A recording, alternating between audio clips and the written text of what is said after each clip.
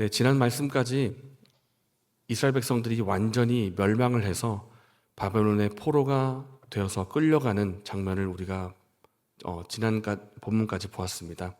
그런데 오늘 본문부터는 그 시점이 조금 앞으로 당겨집니다. 예레미야 말씀을 보면 시대 순으로 쭉 흘러가는 것이 아니라 가끔씩 그리고 어느 부분에는 시간을 거슬러 올라가는 그런 장면이 나오는데 오늘 본문이 그렇습니다.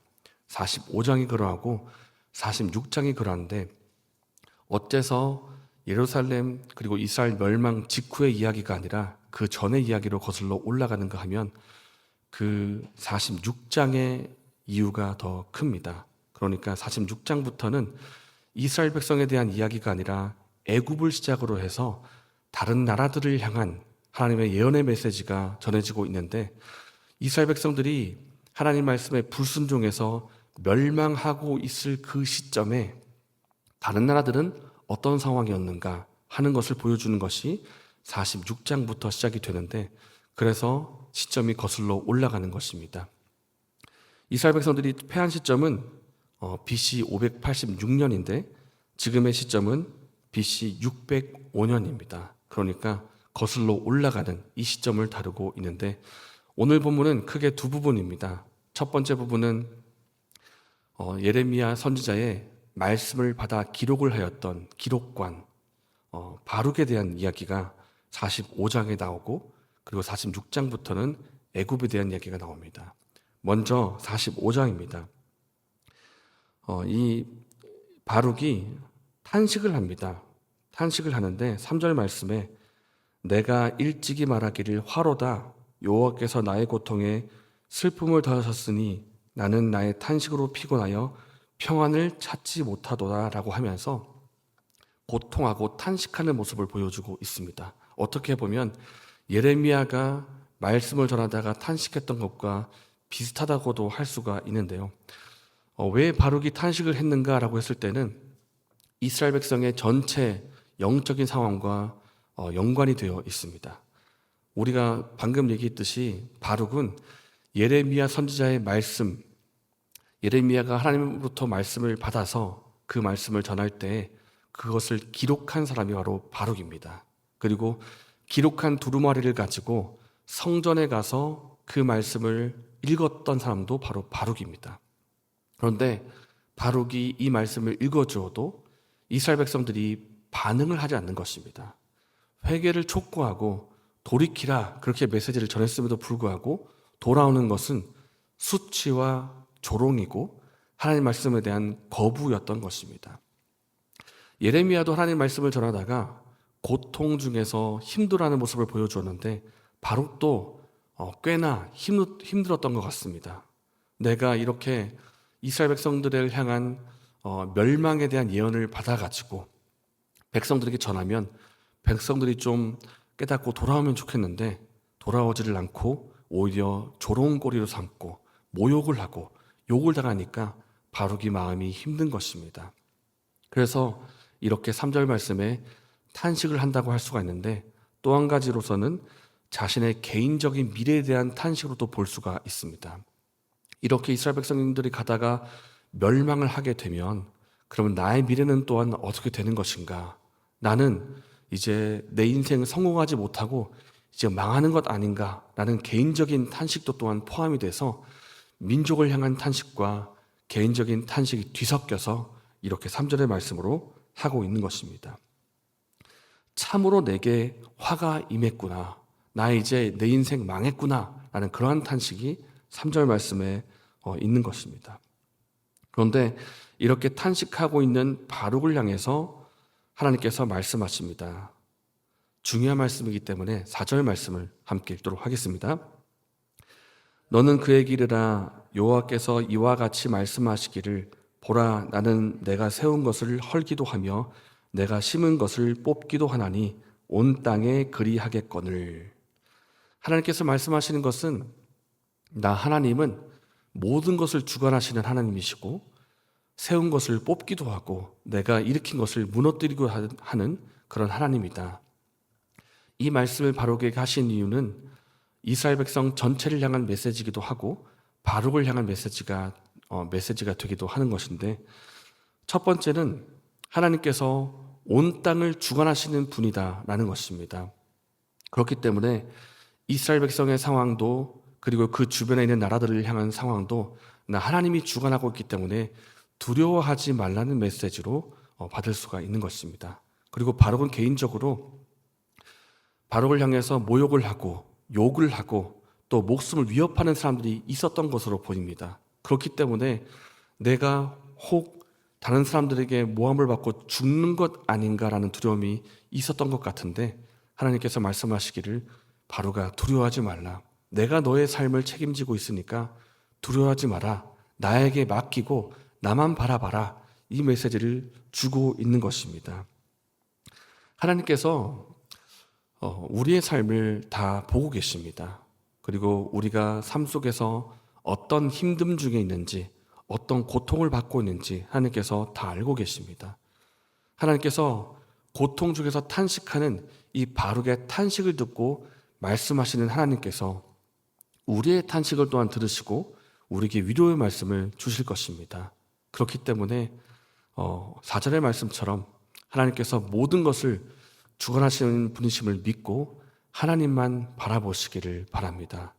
하나님에게서 위로를 받으시고 하나님에게서 살아갈 힘을, 능력을 받는 저 여러분 되시기를 바랍니다. 하나님께서 말씀하십니다.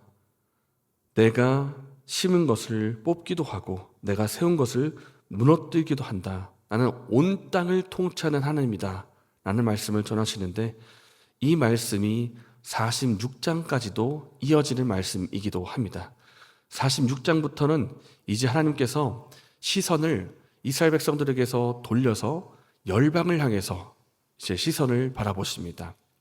특별히 46장은 첫 번째 나라로 애굽을 말씀하시는데, 이 애굽이 참 이스라엘 백성들에게 독특한 나라입니다. 과거에 노예 생활을 하면서 출애굽 전까지 고통받으면서 제발 이 나라로부터 나가고 싶다라고 말을 했던 그 나라가 바로 애굽입니다. 그래서 하나님께서 출애굽의 놀라운 역사로 그들을 구출하신 것이 아닙니까? 그런데 시간이 흘러서 그 탈출했던 애굽을 의지했던 나라가 또한 애굽입니다. 이 애굽이 그 당시에 초강대국이었고 고대 근동의 나라의 패권을 가지고 있던 나라였기 때문에 이스라엘 백성들이 하나님만 의지해야 함에도 불구하고 애굽을 의지하면서 애굽이 우리를 좀 도와주겠지 하면서 기댔던 나라가 또한 애굽이기도 합니다. 이렇게 애굽을 향해서 하나님께서 첫 번째로 예언의 말씀을 전하시는 것입니다. 특별히 오늘 말씀은 이제 갈그미스 전투를 두고 하나님께서 묘사하시는 내용이 들어 있습니다. 갈그미스 전투라고 하는 것은 그 당시에 고대 근동의 패권을 장악하는 굉장히 중요한 전투였습니다.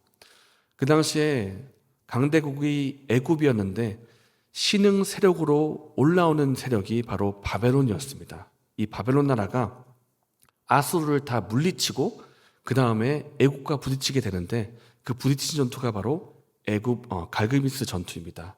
이 전투에서 애굽이 패배함으로 고대 근동의 패권이 이제 바벨론으로 기울어지게 되고, 이 기세를 몰아가지고 바벨론이 유다 땅까지 침략해서 결국 유다가 멸망을 하게 된 것입니다.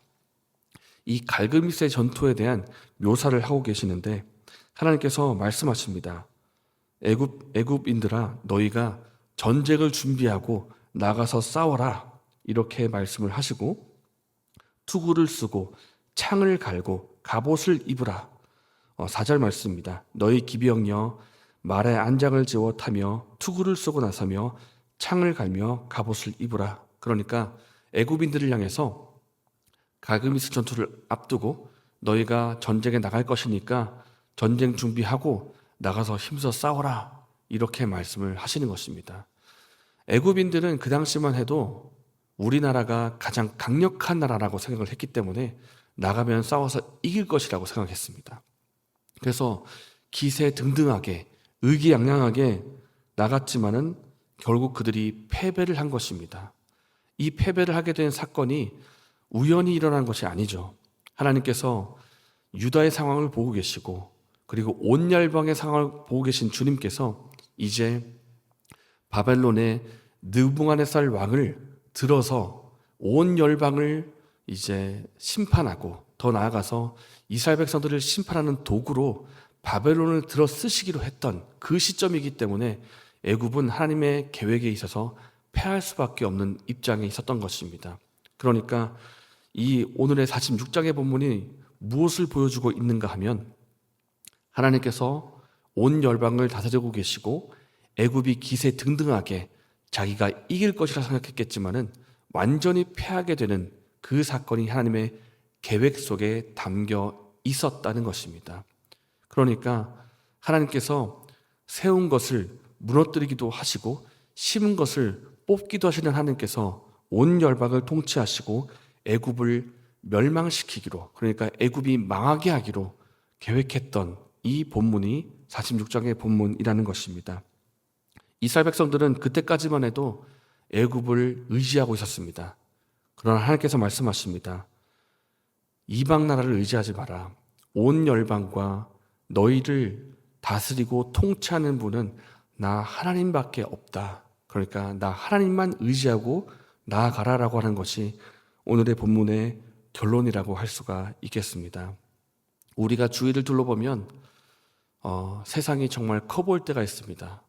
세상에 가진 권력과 세상에 가진 화려함과 그리고 내 주변에 직급이 높은 그 직장 상사가 너무나 거대해 보이고 너무나 커 보이고 세상의 모든 것들을 좌지우지할 것처럼 보일 때도 있습니다. 그러나 하나님께서 오늘 본문에 분명히 말씀하시는 것은 그들이 큰 것이 아니라 나 하나님이 모든 것을 통치한다는 사실입니다. 그렇기 때문에 세상을 보면 세상이 커 보이겠지만은 세상보다 하나님이 더 크시다는 것을 우리가 믿고 다른 것이 아닌 하나님만 의지하고 나아가는 저 여러분 되시기를 바랍니다.